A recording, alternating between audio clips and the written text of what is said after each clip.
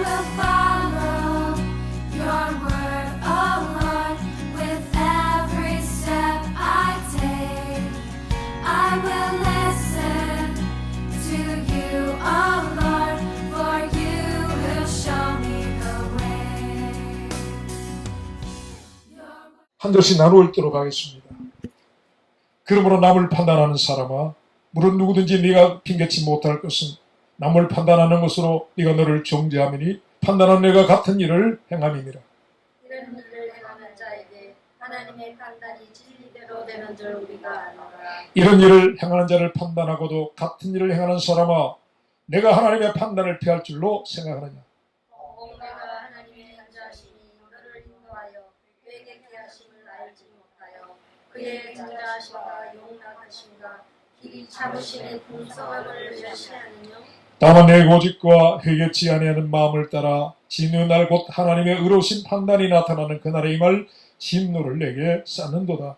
하나님께서 각 사람에게 그 행한 대로 보응하시되 참고 선을 행하여 영광과 존귀와 썩지 않음을 구하는 자에게는 영생으로 하시고 오직 땅을 지어 진리를 쫓지 아니하고 우리를 쫓는 자에게는 노와 불으로 하시리라. 악을 행하는 각 사람의 영에게 환난과 공고가 있으리니 첫째는 유대인에게요 또한 헬라인에게며 선을 행하는 각 사람에게는 영광과 존귀와 영광이 있으리니 첫째는 유대인에게요 또한 헬라인에게라. 이는 하나님이 외모로 사람을 취하지 아니하심이니라. 물론 율법 없이 범죄한 자는 어떠한 율법 없이 망하고 물론 율법이 있고 범죄한 자는 율법으로 말미암아 심판을 받으리라. 하나님 앞에서는 율법을 듣는 자가 의인이 아니요 오직 율법을 행하는 자라야 의롭다 하심을 얻으리니 율법 없는 이방인이 본성으로 율법의 일을 행할 때에는 이 사람은 율법이 없고 또 자기가 자기에게 율법이 되나니 이런 이들은 그 양심이 증거가 되어 그 생각들이 서로 혹은 송사하며 혹은 변명하여 그 마음에 새긴 율법의 행위를 나타내느니라. 내 복음에 이른 바와 같이 하나님이 예수 그리스도로 말미암아 사람들의 은밀한 것을 심판하시는 그날이라. 아멘. 아멘. 잠언서에는 지혜 있는 자와 미련한 자, 어리석은 자에 대한 그런 말씀을 하고 있습니다. 그런데 그 지혜자나 미련한 자의 마음이 어디 있느냐가 그 사람이 지혜 있는 자인가 미련한 자인가를 나누는 기준이 된다고 합니다. 그래서 지혜자의 마음이 어디 있다고 했습니까? 지혜자의 마음은 조상집에 있다라고 했습니다. 그런데 미련한 자의 마음은 어디 있다고 했습니까?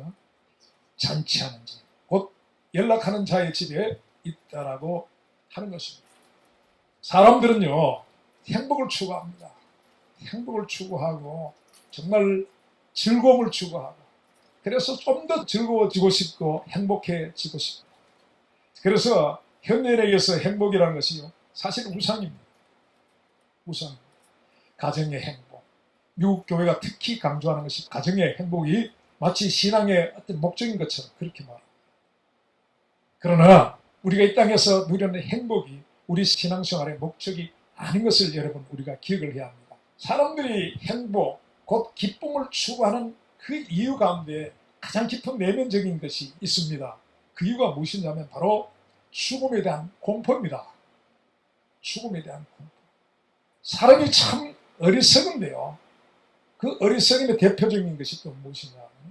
타인의 죽음에 대해서는요, 다 용납을 합니다. 인정을 합니다. 아, 그 사람이 이제 나이가 들었으니까, 이제 연세가 높아서 돌아가셨구나. 아니면 무슨 질병을 해서 그 사람이 어떤 이유로 죽었구나. 세상을 떠났구나. 사고로. 그런 것을 인정합니다. 그런데 막상 본인의 죽음에 대해서는 참으로 인정하고 받아들이는 것은 너무나 싫어합니다. 인정하고 싶어 하지 않습니다.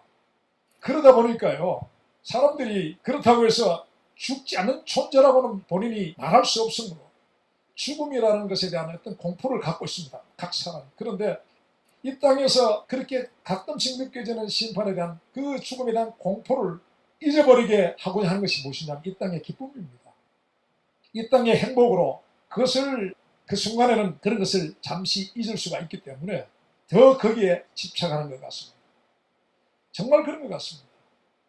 마치 이 땅에서 행복과 그 기쁨은요, 그 죽음의 공포를 잊을 수 있게 만드는 마취제와 그 어떤 환각제 같은 그런 역할을 하고 있는 것이 분명한 사실입니다.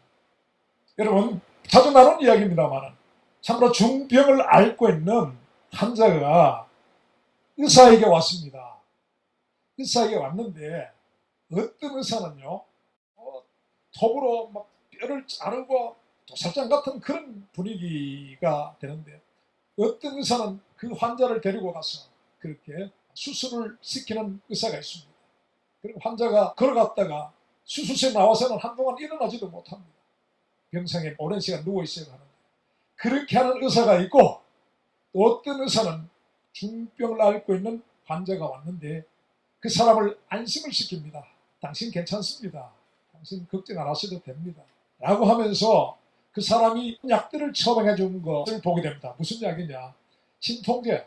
그리고 그 아픈 고통을 인해서 때로 죽음의 어떤 공포 같은 것이 음식하는 것을 잊게 만들기 위해서 마약성 진통제, 이런 것을 듬뿍 처방을 해줍니다. 그럴 때 이 환자들이요, 제일 먼저 나타나는 반응은 마취제, 환각제, 이 진통제를 듬뿍 주는 그 의사를 명리라고 그렇게 인정하는 것이 세상 사람입니다. 그래서 나은 것 같습니다. 아프지 않고 고통스럽지 않고 두렵지 않습니다. 의사가 좋은 말로 위로해 줬기 때문에, 의사가 죽지 않는다고 했기 때문에 별거 아닌 걸로 생각을 합니다. 그런데요, 결과는 어떻게 됩니까? 결과는요, 수술실에 의사에게 끌려갔던 환자는 살아납니다. 세월이 지나면서 병상을 떨치고 일어나서 살아납니다. 그런데 참 좋은 의사 만났다고, 좋은 약으로 내가 다 나았다고 했던 그 돌팔이 의사를 만났던 환자는 어떻습니까? 결국은 죽게 됩니다. 여러분, 이것이요, 비단 돌팔이 의사의 그 일뿐 아니라 오늘 이 시대 속에요, 참으로 사람들이 만들어진 공교한 교리, 사람들이 기뻐할 만한 그런 교리의 마취제와 진통제, 환각제로 오늘 죽음에 대한 그 두려움, 그 공포 속에 있는 이들을 마비시키는 그런 것이 가득한 시대가 바로 오늘 이 시대인 것입니다. 여러분, 사람이 한 번 죽는 것은 정한 것이라고 했습니다. 그 사실들을 우리가 인정하게 되면요, 정말 거기에 대한 준비를 하게 되어 있습니다. 사람은 그렇습니다. 거기에 대한 준비를 하게 되는 것이죠. 그래서 지혜자는요, 그 마음이 초상집에 있다는 것은 자신의 앞날에 내가 어떤 상황에 필경 처해져야 된다는 사실을 그 인정하고 거기에 대한 준비하는 사람이 바로 그 마음이 초상집에 있는 사람인 것이죠. 그런데 잔치하는 집에 있는 사람들은 무엇이냐?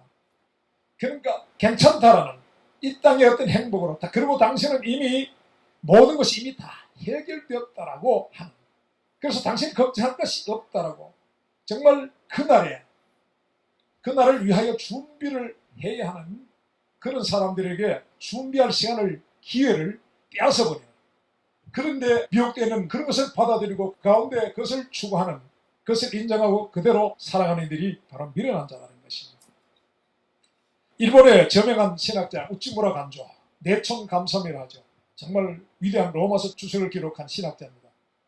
이 사람이 한 말 중에 이런 말이 있습니다. 성경을 읽을 때에 지옥의 불빛에 비추어서, 그 불빛에 비추어서 성경을 읽어야 한다라고 이렇게 말하고 있습니다.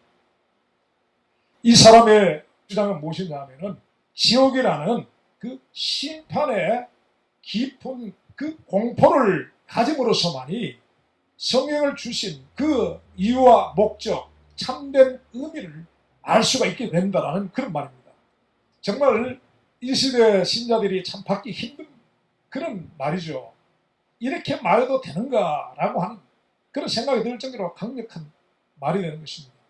오늘 이 땅에 세워진 많은 교회들 가운데서 지옥이란 단어, 심판이란 단어, 그것을 사라져가고 있습니다. 회개라는 것이 사라져가고 있습니다. 그리고 다른 목사가 부교육자들을 모아놓고 회의를 하면서 절대로 당신들 설교할 때 지옥이라는 말이라든지 회개란 말인지 그 신자들이 와서 마음의 부담을 느낄 만한 말은 하지 마라 라고 아예 명령을 내리고 있는 그런 지시를 받는다고 합니다. 그런 경우가 많다는 것이죠. 그저 듣기 좋은 말을 해주라는 것인데요. 그래서 사람들이 교회를 떠나지 않고 교회 한 사람이라도 더 오도록 그렇게 하기 위해서 그렇게 한다는 것입니다. 우찌무라 간조의 이 말처럼 성경을 볼 때 당신네들 지옥의 불빛에 비춰서 성경을 보아야 된다 라고 한다면 아마 그 자리를 털고 일어설 무수한 사람들이 있을 것이 분명합니다. 그러나 성경은요, 무슨 말씀합니까? 한 번 죽는 것은 사람에게 정한 것이요 그 후에는 심판이 있으리니. 이 말씀은 많은 사람들이 알고 있습니다. 그런데 근대 교회에서 이 말씀을 어떻게 사용하느냐? 전도지에 그 말씀을 기록해서 하나님을 알지 못하는 이들의 두려워서 교회로 오게 하는 그 한 방법으로 이 말씀을 사용하고 있습니다. 정말 그 심판의 두려움이 전달되는 것이 아니라 이렇게 이런 일이 있는데 여기만 오면 그거 괜찮아 라고 하는 그런 수단으로 이 말씀을 사용하고 있습니다.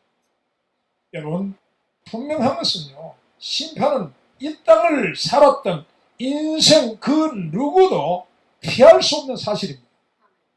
피할 수 없는 사실. 오늘 읽은 본문 말씀에 이렇게 기록합니다. 다만 내 고집과 해결치 아니하는 마음을 따라 진노의 날, 곧 하나님의 의로우신 판단이 나타나는 그 날에 임할 진노를 내게 쌓는도다.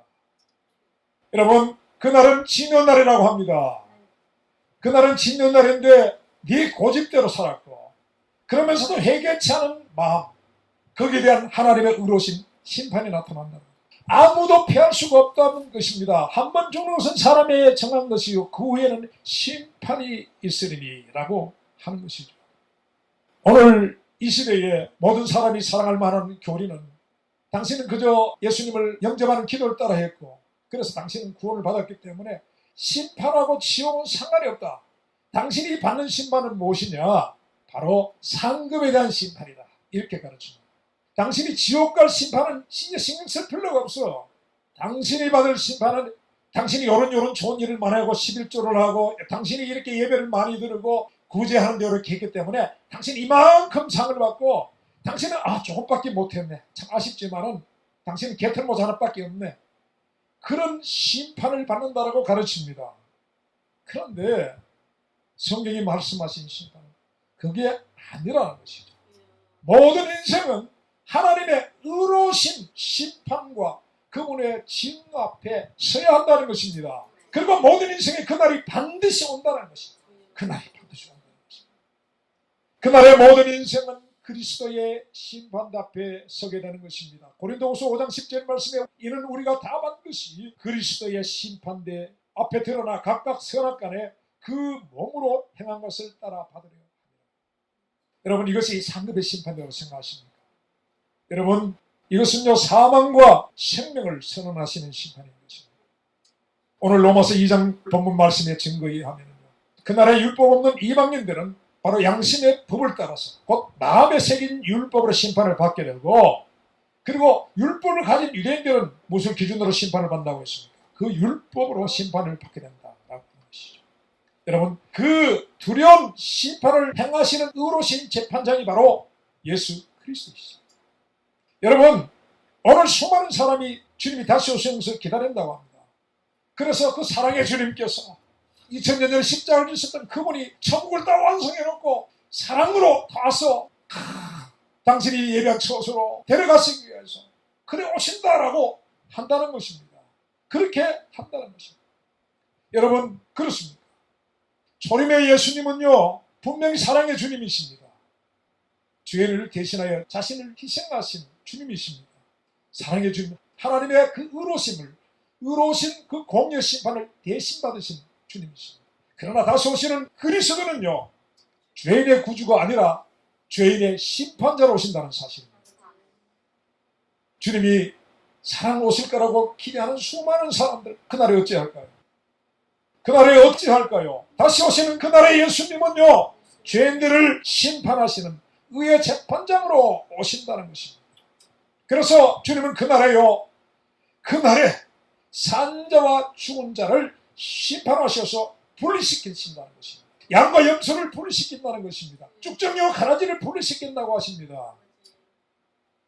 그 의로우신 재판장은요, 그분이 주관하시는 그 법정은요 오류가 없습니다. 여러분, 이 땅의 법정은요, 오류투성이요, 비리투성이요, 땅의 법은 이걸 집행하는 자들이 굳게 해서 무전 유죄, 유전 무죄가 되는 불의한 법정으로 바꿔놨지만, 그러나 그분의 법정에는요, 오류가 없습니다. 그분은 정확무한 분이십니다. 그날의 그 법정에는요, 우리를 고소하는 두 고소인이 있습니다. 하나는 무엇이라고 했습니까? 하나는 양심입니다. 나는 하나님을 몰랐노라, 나는 복음을 들어본 적이 없노라 하는 이방인들에게는요, 양심에 새겨진 법으로 그날의 양심이 증거가 되어 그 생각들이 혹은 송사하며 혹은 변명하여 그 마음에 새긴 율법의 행위를 나타낸다고 했습니다. 내 안에 가진 이 양심이 그날에 증인이라고 합니다. 증인이라고. 그리고 내 안에서 마음과 생각이 다투어서 내가 했던 일생을 살면서 지냈던 모든 행위들을 드러낸다는 것이죠. 그리고 또한 우리의 사람들, 유대인들에게는 누가 있습니까? 그들이 사랑하고 좋아하고 의지하는 모세가 그들을 고소하는 고소자의 자리에 있게 되는 것을 보게 된다는 것입니다. 그래서요, 그분의 심판은 오류가 없습니다. 그리고 어떤 비리를, 어떤 위증이 통할 수 있는 곳이 아니라는 사실을 우리가 기억해야 하는 것입니다. 그날의 율법 없는 이방인들은 그들 안에 새겨진 양심의 율법으로 심판하시고, 율법을 가진 유대인들은 그 율법으로 심판을 하시는 것입니다. 그날에 무릇 율법 없이 범죄한 자는 율법 없이 또한 망하고, 무릇 율법이 있고 범죄한 자는 율법으로 말미암아 심판을 받으리라. 그날에 하나님이 예수 그리스도로 말미암아 사람들의 은밀한 것을 심판하시고 그 행한 대로 보응하시되, 그분의 분명한 기준이 되나 참고 선을 행하여 영광과 존귀와 썩지 않음을 구하는 자에게는 그분이 영생으로 하시고, 오직 당을 지어 진리를 쫓지 않고 불의를 쫓았던 자에게는요, 그분이 무엇으로 하시냐? 노와 분으로 하시고, 그리고 그 영혼을 환난과 공고에 처하게 하신다라고 기록하고 있습니다. 여러분, 그날에 그분께 정죄를 당한 범죄한 영혼이 처해지는 그 환난과 공고, 그들이 당하는 환난과 공고의 장소가 있습니다. 여러분, 그것은요, 계시록 14장 10절에서 11절 말씀에 불과 유황으로 고난을 받게 되는 고난의 연기가 세세토록 올라가는 장소라고 그렇게 기록하고 있습니다. 계시록 19장 20절에는 유황불 붙는 못이라고 표현했고, 그것에 대해서 둘째 사망이라고 그렇게 말씀하고 있습니다. 마가복음 9장 43절에서 48절은요, 주님께서 그것을 불로 소금을 시전한다라고 했습니다. 그래서요, 그 불 가운데 무더기도 죽지 않고 고통만 당하는 곳이라는 것입니다. 환난과 공고만 당하는 곳이라고 했습니다. 그 이름을 지옥이라고 주님이 말씀하십니다. 꺼지지 않는 불 속에서 죽을 수도 없는 가운데 영원히 태어져야 하는 형벌의 장소. 여러분, 이 형벌의 장소에 대해서 이야기를 하면은 현대 교인들은 말합니다. 어떻게 그 사랑의 하나님이 지옥을 만들어서 뭐 자기 좀 안 믿었다고, 또 인생 살면서 좀 죄 좀 지었다고, 하나님 보실 때 아무도 아닌 이 인생이 그거 구덩이같이 이렇게 우물텅거리면서 좀 지었다, 그거 뭐 대단한 거라고. 사랑의 하나님이, 그 크신 하나님이 지옥을 만들어서 사람을 그렇게 영원히 불태울 수 있겠나? 그럴 수가 없다라고 합니다. 여러분, 이것은요, 신신학자들, 자유주의 신학자들 그렇게 말하고 있습니다. 하나님은 그렇지 않다. 오직 하나님은 사랑이더라. 사랑이시기 때문에 그리 하지 않는다라고 합니다. 여러분, 하나님은요, 사랑의 하나님이시면서 동시에 공의 하나님이십니다. 하나님 안에 있는 이 하나님의 거룩한 이 성품, 그것은 하나님의 의로우심과 또 하나님의 사랑입니다. 그런데요, 그 하나님의 사랑과 공의가 분리되어져 있는 것이 아니라 하나님의 의로우심과 사랑은요, 하나입니다. 다만 우리가 그것을 보면서 우리에게 비춰지는 것이 사랑인데, 그 사랑이 비춰지기 위해서 하나님의 의로우신 심판을 대신 받으신 그리스도가 있다는 것이죠. 여러분, 하나님의 그 거룩한 그 성품은요, 사랑이라는 이름으로 불러지면서 동시에 하나님의 의로 불러지는 것입니다. 하나님의 의로 불러지는 것이요, 하나님의 사랑이기도 한 것을 여러분 기억하셔야 하는 것입니다. 하나님의 노와 그 분이 그 화염 속에서, 영원히 꺼지지 않는 화염 속에서 그 끔찍하고 두려운 몸서리쳐지는 그 지옥의 사람을 태우는 곳에서 새어나는 불빛으로 우리가 성경을 읽어야 한다 라고 하는 것이 바로 우찌무라 간조의 말인 것입니다. 여러분 동의하십니까? 여러분 그에 의하면 그래야만이 성경이 어떤 목적을 가지고 씌워져 있는가를 알 수 있다는 것입니다. 여러분 어떻습니까? 오늘날 사람들이 성경은 하나님이 이 땅에 주신 사랑의 편지라고 생각합니다. 그렇게 말합니다. 하나님 우리를 얼마나 사랑하시는지를 말씀하시는 그 사랑의 편지라는 것이죠. 그래서 모든 사람들이 이 편지인 하나님의 사랑의 편지를 읽으면 그저 감동이 되어서 하나님 믿지 않을 수가 없다 라고 생각한다는 것이죠. 그래서 세상 사람들이요 하나님이 사랑이신 걸 모르기 때문에 못 믿고 있는데 어찌하든 하나님이 사랑이신 것을 알게 해주면은 그 사람들이 하나님께로 다 돌아올 것이다 라고 생각한다는 것이죠. 여러분 그렇습니까? 여러분 오늘 현대인들이 생각하는 성경은요 하나님의 사랑과 위로와 격려와 우리에게 무한한 기쁨을 주는 그런 책이라고 여기고 있다는 것입니다. 그러나 어떻습니까? 성경은 디모데후서 3장 16절에서 17절 말씀 이렇게 기록하고 있습니다. 모든 성경은 하나님의 감동으로 된 것으로 교훈과 책망과 바르게 함과 의로 징계하기에, 이 교육이란 말은 징계란 말입니다. 하기에 유익하니 이는 하나님의 사람으로 온전케 하며 모든 선한 일을 행하기에 온전케 하려 함이라 하고 있습니다.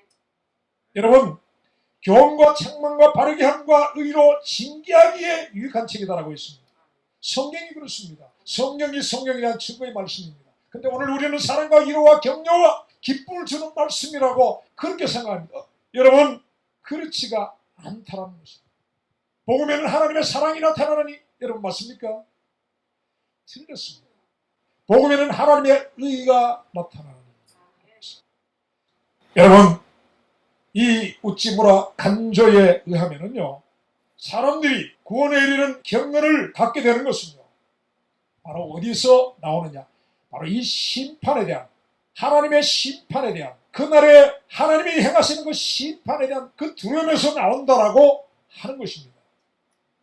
그래서요 그날에 그 심판을 두려워하지 않는 사람에게는요 그 사람이 가진 경건이라는 것은 참되지 않다라고 하는 것입니다. 여러분 다가오는 내세가 분명히 있습니다. 그리고 분명히 영생과 멸망이 있습니다. 심판의 그날에 내가 아무것도 의지할 것 없이 홀로 한마디도 핑계할 수 없는 심판의 자리에 서야 하는 거기에 대한 두려움이 있을 때에 우리는 지금 죄 많은 나를 생각하게 됩니다.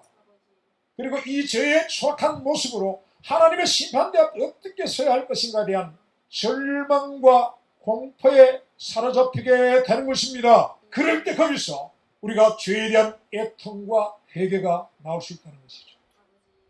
그리고 복음, 이 복음의 위대함, 그 위대함을 우리가 거기서 알 수가 있다는 것입니다.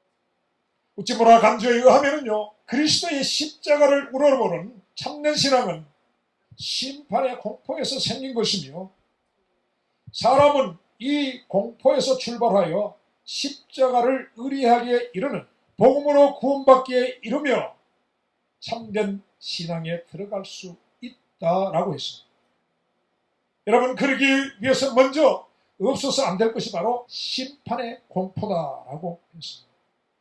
우리의 믿음의 선배들 가운데 이러한 심판의 공포를 지나온 그런 이들이 많았다고 합니다.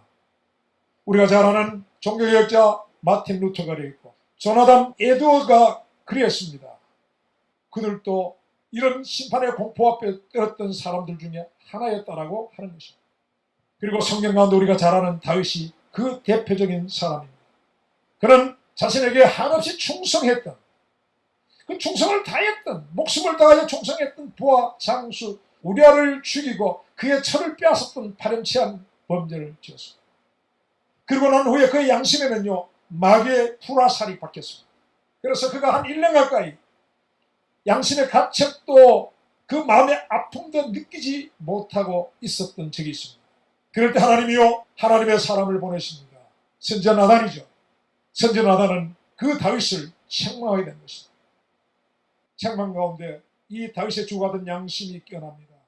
그리고 율법의 정죄가 자기에게 일어난 것을 보게 됩니다. 그리고 죽을 죄를 지었구나라는 사실을 그가 뼛속 깊이 깨닫게 된 것입니다. 그때 다윗의 반응이 어땠습니까?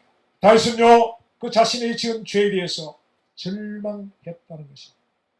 그리고 느낀 것은요, 하나님의 심판에 대한 공포였습니다. 시편 51편 11절에 이렇게 기록합니다. 나를 주 앞에서 쫓아내지 마시고 주의 성신을 내게서 거두지 마옵소서 라고 그렇게 하나님 앞에 심성을 띄우며 기도했다는 것입니다. 여러분, 그날에 심판의 그날에 주 앞에서 쫓겨난 자가 여러분 어디로 가게 된다고 했습니까? 영원토록 함께 하시겠다고 하셨던 임마누엘 주님이 떠나버리신다라면 여러분, 우리는 어떻게 되는 것일까요? 우리의 구원이 무엇입니까? 여러분, 하나님과의 관계 속에 있습니다. 하나님의 관계, 그것을 일컫는 대표적인 단어가 무엇입니까? 임마누엘입니다. 하나님이 사람과 함께 하신다는 임마누엘입니다. 그 사람이요, 하나님을 잃어버렸습니다. 하나님이 떠나버렸습니다. 여러분, 그것은 무슨 말입니까? 구원을 잃어버렸다는 것입니다. 하나님께 내버려진 영혼들, 하나님께 유기되어진 영혼들은요, 바로 영원한 세상의 미아들인 것입니다. 이 하나님께 버려지고 내어 쫓긴 영혼을 가두고 형벌하는 곳이 지옥이라고 하는 것입니다. 거기는요, 자비가 없는 곳입니다. 다윗이 느끼는 공포는요, 다른 어떤 범죄자들의 공포보다 더욱 컸을 것이 분명합니다. 왜입니까? 그는 이 땅에서 이미 하나님의 영으로 인도를 받고 하나님의 영이 함께하는 그런 구원과 천국을 누렸기 때문에 하나님께로부터 내어 쫓기고 하나님의 영이 자신을 떠나가시는 것이 의미하는 것이 무엇인지를, 그 자체가 무엇인, 그 의미가 무엇인지를 다윗이 잘 알고 있었다는 것입니다. 하나님의 영이 없는 홀로 있는 것이 그에게는 이미 지옥이 되는 것입니다. 다윗에게 그 심판이 시작된 첫 번째가 바로 하나님의 영이 그에게서 떠나가는 것입니다. 다윗은 이 큰 두려움 속에서 그는 주께 부르짖어 회개하는 것입니다. 시편 51편에 하나님이여 나의 구원의 하나님이여 피 흘린 죄에서 나를 건져주소서. 주의 인자를 쫓아 나를 긍휼히 여기시며 주의 많은 자비를 쫓아 내 죄가를 도말하여 주옵소서. 여러분, 다윗은 이런 회개의 눈물로 그 베개를 적시고 심상을 띄었다라고 했습니다. 이 다윗에게 심판의 공포는요, 하나님께 드려지는 회개의 눈물로 바뀌어지게 되는 것이죠. 사람은 심판의 공포를 느낀 만큼 회개하는 존재입니다. 그리고 회개의 깊이만큼 경건에 이르게 되고 그 경건 가운데 십자가를 쫓게 된다는 것입니다. 여러분, 이것은 분명한 사실인 것입니다.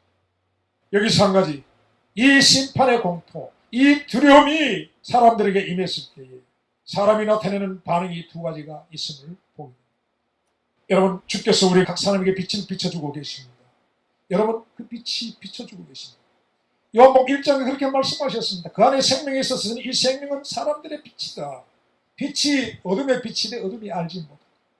각 사람에게 비치는 빛이 있었나니 라고 합니다. 각 사람이라고 했습니다. 어느 시대 누구를 막론하고 하나님이 빛을 비춰주시는 것입니다. 그 빛 가운데 드러난 나의 모습, 그것을 인하여서 두려워야 할 심판의 공포 앞에 우리로 하여금 떨며 회개하게 하시는 그런 일인 것입니다. 그런데 그 빛이 비춰졌습니다. 나의 어떠함을 보고 절망하고 두려움에 사로잡히는 사람에게 두 가지 두려움의 반응을 우리가 확인하게 되게 된다는 것입니다. 다윗처럼 선지자 나단의 경고를 받고 책망을 받았을 때 그에게 빛이 비춰지고 그는 양심이 깨어납니다. 그럴 때 그가 한 것은 바로 통절한 회개의 자리로 나가게 되었습니다. 여러분, 이 심판의 공포가 다윗을 하여금 후회할 것이 없는 구원에 이르게 하는 회개에 이르게 하였습니다. 그리고 그가 구하는 것은 하나님의 인자와 자비였습니다. 자기 의가 없습니다. 공로가 없습니다. 아무것도 없습니다. 오직 당신 안에 충만하신 긍휼과 그 자비를 인하여서 나를 불쌍히 여겨달라고 하면서 하나님의 은혜를 구하는 회개 가운데 나가게 된 것입니다. 그런데 또 하나의 반응이 있습니다. 계시록 21장 8절에요. 그러나 두려워하는 자들과 믿지 않은 자들과 흉악한 자들과 살인자들과 행음하는 자들과 술객들과 우상숭배자들과 모든 거짓말하는 자들은 불과 영으로 타는 못에 참여하리니 이것이 둘째 사망이니라. 여러분, 이 앞에서 제일 먼저 등장하는 죄목이 무엇이냐? 두려워하는 자들이다 라고 했습니다. 두려워하는 자. 여러분, 우리가 두려워한다고 했지 않습니까? 두려워해야 되는데 이 두려워하는 자들이 심판을 받는 첫 번째 부류의 사람이 된다는 것이 무슨 말입니까? 여기서 두려워한다는 말은요, 무서워한다 이런 말인데요, 이것은요 죄악으로 인해 받을 심판 앞에서 비겁하고 겁 많은 두려움을 가진 자들이다 라는 그런 의미가 되는 것입니다. 앞서 말씀드렸습니다마는 다윗이 심판의 두려움 앞에서 나타낸 것은요 핑계와 변명이 아니었습니다. 그는 핑계와 변명을 대지 않고 자신의 죄를 인정합니다. 대전하는 내 죄가를 아오니 내 죄가 항상 내 앞에 있나이다. 대전하는 내 죄가를 아오니 내 죄가 항상 내 앞에 있나이다 라고 했습니다. 그리고 말합니다. 내가 주께만 범죄하여 주의 목전에서 악을 행하였다라고 자백했습니다. 그리고 그는 그 죄에 대해 애통하며 회개하며 하나님을 향하여 용서와 구원을 요청합니다. 하나님이여 나의 구원의 하나님이여 피 흘린 죄에서 나를 건지소서. 여러분, 이런 다윗의 상하고 통해하는 마음을 주께서 어떻게 하셨습니까? 멸시치 아니하셨습니다. 멸시치 아니하셨습니다.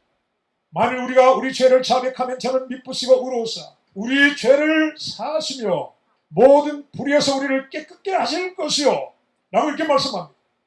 하나님은요 다윗의 그 순전한 회개를 받아주시고 용서하시고 회복을 시켜주신 것입니다. 다윗은요 하나님을 그 일 후에 더욱 어떻게 했습니까? 경외하게 된 것입니다. 하나님을 경외한 것입니다.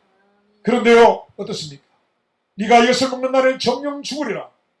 다른 모든 과실은 먹되 이것은 먹지 말라. 먹는 날에 정령 죽으리라 라고 하나님이 에덴 동산의 아담과 하와에게 말씀을 하셨습니다.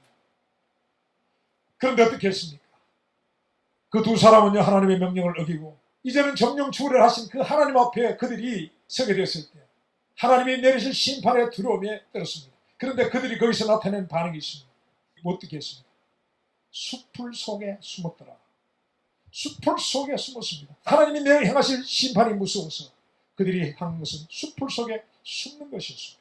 여러분, 숲풀 속에 숨은 아담이 그 하나님의 심판의 그 두려움 속에 나타난 반응은요 무엇입니까? 핑계와 변명을 했습니다. 하나님이 묻습니다. 아담아 네가 어디 있느냐? 그가 말하면 내가 두려워서 숨었나이다. 하나님이 말씀합니다. 내가 너더러 먹지 말라 명한 그 나무의 실과를 네가 먹었느냐? 아담이 답합니다. 하나님이 주셔서 나와 함께 하신 여자 그가 그 나무의 실과를 내게 주심을 내가 먹었나이다. 무슨 말입니까? 하나님이 당신이 잘못했습니다 라는 것입니다. 하나님이 잘못했다는 것입니다. 여자를 주어서 여자가 그걸 따서 나 주었기 때문에 내가 먹었습니다. 결국 당신이 잘못한 거 아닙니까? 이 이야기입니다. 하나님이 여자에게 묻습니다. 네가 어찌하여 이렇게 하였느냐? 왜 먹었느냐는 것이죠. 여자는 말합니다. 뱀이 나를 깨물어 내가 먹었나요? 나는 잘못한 것이 아니고 저 뱀이 나를 꼬드김으로 내가 거기 고만 넘어가서 내가 먹었습니다. 내가 잘못한 게 아니고 저 뱀이 잘못한 것입니다. 하는 것입니다. 아담과 하와가 하나님 앞에 두려워 떨면서 자신의 죄를 핑계하고 변명하고 타인에게 정가를 시키는 것을 보게 됩니다. 하나님께 잘못을 정하시고 뱀에게 잘못을 정하시킵니다. 아담은 하나님의 탓을 하고 자신의 아내에게 책임을 전가시킵니다. 그리고 여자는 뱀에게 탓을 돌리고 죄를 변명합니다. 억울하다는 것이죠. 하나님은 억울합니다. 억울합니다. 왜 여자를 만들어가지고 내가 이렇게 죽게 되고 왜 에덴 동산에 뱀이 나타나게 하나님이 하셔가지고 내가 그 꼬임에 넘어가고 결국 하나님의 탓입니다. 원망하고 불평한 것이죠. 자기 죄를 인정하지 않습니다. 여러분, 아담과 하와가요 자신을 이제 죽음 가운데 던질 심판하실 하나님 앞에서 두려워했지만은 그들이 회개한 것은 없습니다. 죄에 대한 그 형벌의 공포는 그들에게 있었지만은 그 죄에 대한 아픔과 애통은 없었다는 것입니다. 죄에 대한 그 가책과 자신이 지은 죄에 대한 책임의식을 찾아볼 수가 없습니다. 그저 하나님을 그리고 심판을 두려워하는 자였을 뿐인 것입니다. 이 두려움이 무엇입니까? 바로 계시록 21장 제일 먼저 심판하시겠다고 하신 그 두려움에 해당하는 자들의 모습인 것입니다. 여러분, 다윗은요 하나님을 경외했다는 것입니다. 하나님을 경외했습니다. 그런데 아담은 어떻게 해요? 하나님을 두려워했습니다. 경외가 무엇이고 두려움은 무엇입니까? 이 어떤 차이가 있는 것일까요? 한 사람은 하나님을 경외하고 한 사람은 하나님을 그저 두려웠을 때 어떤 차이입니까? 다윗은 시편 2편 11절에 이렇게 말합니다. 여호와를 경외함으로 섬기고 떨며 즐거워할지어다. 경외함으로 섬기는데 그 경외함의 의미를 말하고 있습니다. 떨며 즐거워하는 것입니다. 여러분, 이것은요 경건한 두려움과 그분을 향한 존경입니다. 그리고 그분의 위엄과 영광 앞에 두려워 떨게 되지만은, 그러나 어떻습니까? 법궤가 돌아올 때 다윗이요 그 앞에 어린아이처럼 뛰어놀았습니다. 기쁨으로 뛰어놀았습니다. 그분을 즐거워하는 것입니다. 여러분, 이것이 경외하는 것입니다. 이제 너희가 하나님의 영광을 바라고 즐거워하느니라. 하나님의 영광을 바라고 즐거워하는 것입니다. 두렵고 떨리지만 그러나 그분의 영광을 바라고 즐거워하는 것. 이것이 하나님을 경외하는 것입니다. 하나님의 공의 앞에 두려워하지만 그분의 한없는 영광, 그분의 은혜, 그 사랑 앞에 감사하고 기뻐하는 것입니다. 여러분, 이것이 경외인 것입니다.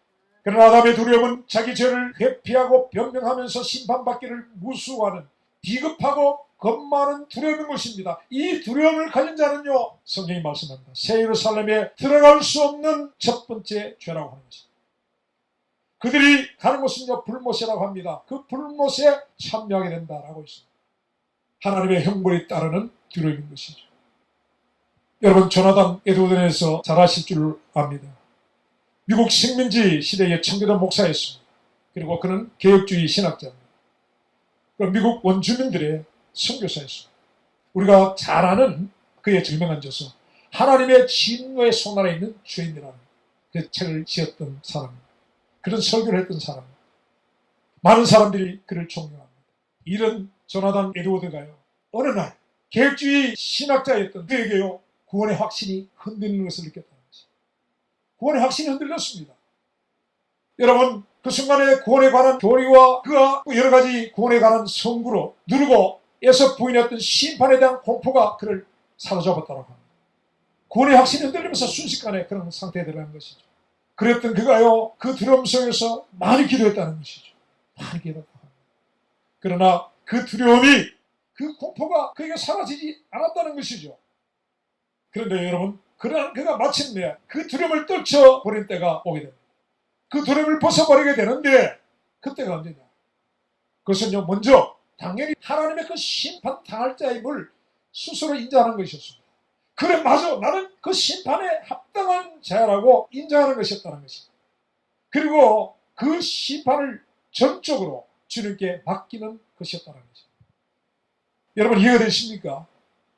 이것입니다. 그분이 그날에 조나단 에드워드 자신에게 행하실 심판의 결과를 이 조나단 에드워드는 전적으로 수용하겠다는 그런 강한 마음을 가지게 됐다는 것입니다. 그분이 심판하신 것은 옳다는 것이죠. 그 심판을 받기 내가 합당한 자라는 것입니다. 그 사실을 인정하고 그가 받아들이겠다는 그런 강한 마음을 갖게 된 것입니다. 여러분, 그 순간에 그는 이렇게 말했다고 하는 것입니다. 주께서 나를 지옥으로 던져 넣으시더라도 그 지옥에 던져지는 그 순간까지 나는 주님을 찬양하겠습니다. 여러분, 이것은 우리가 회개의 깊은 것을 지금 이야기하고 있습니다. 여러분, 회개의 깊은 것이라고 말씀드렸습니다. 회개하는 자의 중심이 어때함을 지금 말씀드리고 있는 것입니다. 나는 반드시 용서를 받아야 되고 나는 그래서 구원을 받아야 되고 그런 어떤 목표가 세워져 있는 그런 회개가 아니라 참 회개는요 그분의 심판에 나의 어떠함을 전적으로 맡기는 겁니다. 그러기 위해서는 나의 어떠함을 인정하는 것이죠. 나는 허물과 죄로 죽은 자이라는 것이죠. 의로우신 그분 앞에는 설 수 없는 죄이구나 라는 사실, 그래서 그분이 내게 어떤 심판을 하셔도 그것이 옳다라고 인정하는 것입니다. 그러면서 내가 지옥에 던져지는 그 순간까지 나는 당신을 찬양하겠습니다. 그것이 하나님을 경외하는 자인 것입니다. 그 순간 여러분, 이 조나단 에드워드를 누르고 있던 심판의 공포가 순식간에 사라졌다는 것입니다. 심판에 대한 두려움이 다 사라졌다는 것입니다. 하나님께 맡겨버려요. 심판까지도 맡겨버려요. 여러분, 이것이 하나님을 경외하는 것이죠. 시편 51편 다윗의 이 시는 유명한 회개시입니다. 여러분 시편 51편을 묵상하고 또 묵상하십시오. 여러분 정말 중요합니다. 시편 51편 다윗의 회개의 시편을 읽으면서 특별히 4절을 주목하시기 바랍니다. 4절의 말씀을 우리가 잘 이해하지 못하는 경우가 많습니다. 그러나 이 4절의 말씀은요, 바울이 로마서 3장에도 가지고 왔습니다. 다시 말합니다. 주께서 말씀하실 때 의로시다 하고 판단하실 때에 순전하시다 하리다. 여러분 이 말씀의 의미가 무엇인지를 여러 번 나눴습니다. 주님이 내게 말씀하실 때에 무엇입니까? 나에게 대한 그분의 견해, 의견, 그분의 뜻, 그것은 의롭다는 것이죠. 그리고 그분이 내게 어떤 판단, 곧 심판을 행하셔도 그것이 옳다는 것입니다. 회개하는 자 다윗이 그렇게 고백을 했습니다. 여러분 그가 지은 죄로 인하여서 그 부끄러움이 얼마나 컸겠습니까? 자기만 알고 세상이 모르는 것을 알았는데 알고 보니까 자기만 모르고 온 세상 사람들이 다 알고 있더라는 것이죠. 죄를 지면 이상하게요. 다른 사람 다 모를 걸 생각합니다. 다 알고 있는데 본인만 모르는 것이 경우가 많습니다. 다윗이 죄를 짓고 1년간 있었습니다. 왜 모르겠어요? 다윗 시내들이 백성들이 왜 모르겠어요? 다 알고 있는데 어느 날 우리아는 죽어버리고 우리아의 마누라는 다윗 옆에서 다윗의 마누라라고 있으니까 다 알지 왜 모르겠어? 하나님도 알고 세상도 알고 이제는 자기도 알고 얼마나 그 죄에 대해서 부끄러웠겠습니까? 얼마나 부끄럽겠습니까? 그리고 죄의 그 수치를 벗어버리고 싶었겠습니까? 죄가 느껴지고 양심의 가책을 받기 시작하고 정죄를 당하기 시작했을 때 그 죄로 말미암은 고통이 그의 뼈를 말리고 있었습니다. 시편에 그렇게 그가 기록합니다. 여름 가물에 마른같이 되었나이다. 자기 뼈가 여름 가물에 말라버린 것처럼 자기 뼈가 그렇게 말랐다는 것입니다. 자기가 그 죄를 토설하지 않았을 때 그랬다는 것입니다. 그러나 그가 그 고통에서 얼마나 벗어나고 싶었겠습니까? 하나님께 버려질까 봐 얼마나 두려움을 떨었겠습니까? 다윗은요 하나님의 자비와 인자를 바라보면서 그는요 회개의 자리에서 자신의 죄악을 도말해달라고 예청하며 간통했습니다. 그것이 바로 시편 51편의 시가 되는 것입니다. 그 회개의 시 가운데 이 4절의 말씀은요 회개의 참된 의미를 보여주는 퀴즈라는 것이죠. 주께서 자신에게 어떤 저주와 책망을 하셔도 주님은 온전히 의로우십니다. 주님이 내게 어떤 행벌과 지옥의 판결을 내리시더라도 주님의 그 심판은 한 점의 오류도 없고 그것은 순전한 것입니다 라는 고백입니다. 자신은 그런 판결을 당연히 받는 죄인으로서 주께서 주시는 어떤 행벌도 당연한 것이라는 것이 그의 고백인 것입니다. 주께 그 심판을 전적으로 맡기는 고백이었습니다. 여러분 이러한 다윗이 그 후에요 인구조사라는 또 한 번의 잘못을 합니다. 하나님 앞에 죄를 범합니다. 그럴 때 하나님이 그를 심판하시겠다고 하십니다. 세 가지 조건을 제시하십니다. 다윗이 범한 그 죄에 대해서 참고로 왕이 인구조사를 한 것이 무엇이 잘못입니까? 그게 심판받을 죄가 되는 것입니다. 하나님이 말씀합니다. 이스라엘은 하나님의 나라입니다.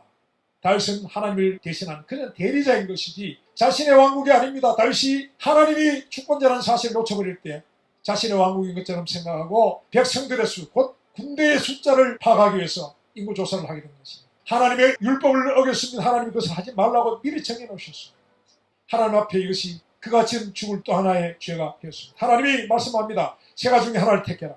3년의 기근을 당하기를 원하느냐 아니면은 석 달을 적에게 쫓겨서 피하여 도망한 것을 선택할 것이냐 아니면 마지막으로 여호와의 칼, 곧 백성을 치는 온역이 그 살이 있을 것이다. 그것을 택할 것인가 했을 때 다윗이 세 번째를 선택합니다. 여러분 그 기준이 무엇이었습니까?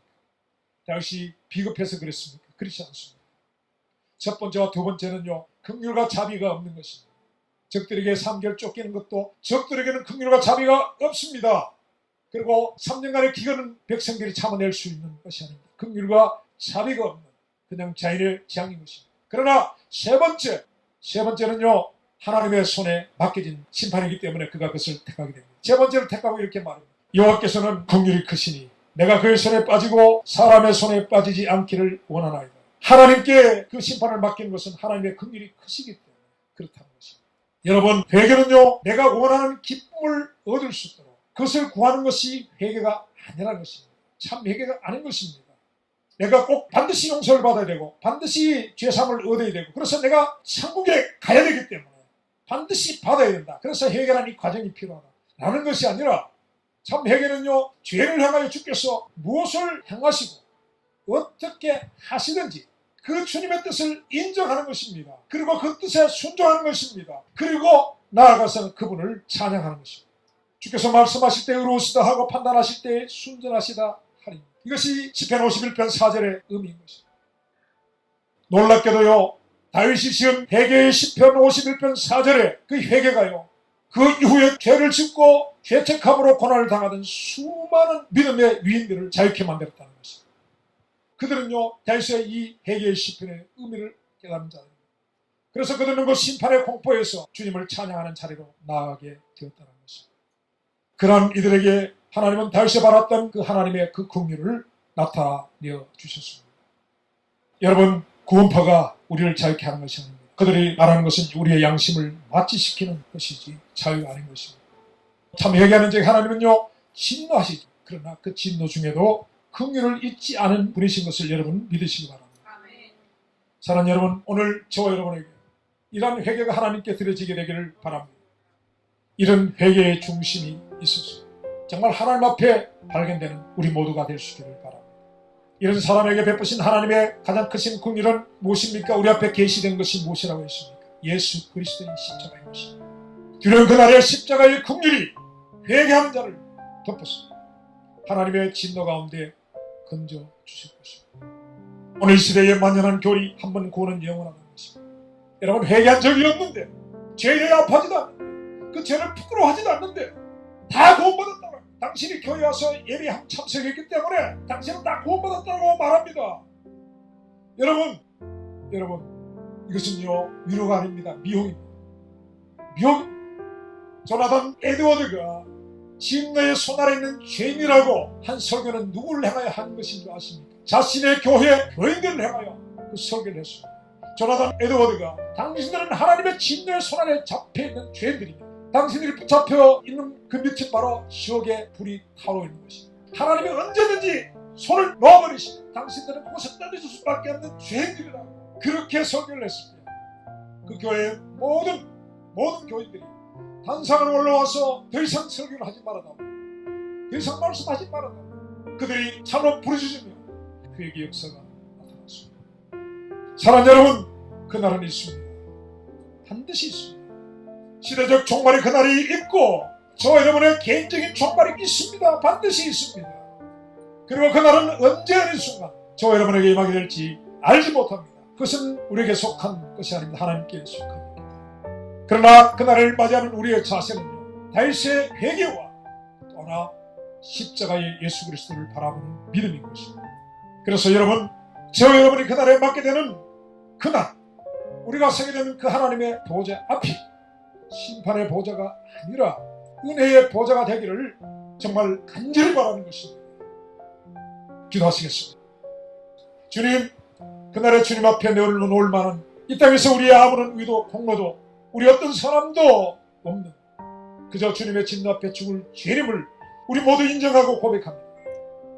그날의 이러한 우리들에게 주께서 어떤 판결과 진노의 말씀을 하셔도 주님의 그날의 말씀은 의로우시니 그 판결은 순전한 것임을 우리가 고백합니다. 그러나 우리 하나님, 다만 그 진노 중에 죄를 위하여 피 흘리신 예수 그리스도만 우리가 바라보옵나니 우리 하나님의 그 진노 중에서도 부디 긍휼을 잊지 말아주시기를 그저 구할 뿐입니다. 우리 하나님, 이제 이 땅에서 우리의 삶의 목적과 자세, 오직 그리스도를 얻고 그날의 그리스도 안에서 발견되기를 구하는 그날을 준비하는 우리 모두가 되게 하여 주시기를 간절히 바라옵니다. 예수님의 이름으로 기도합나이다. 아멘.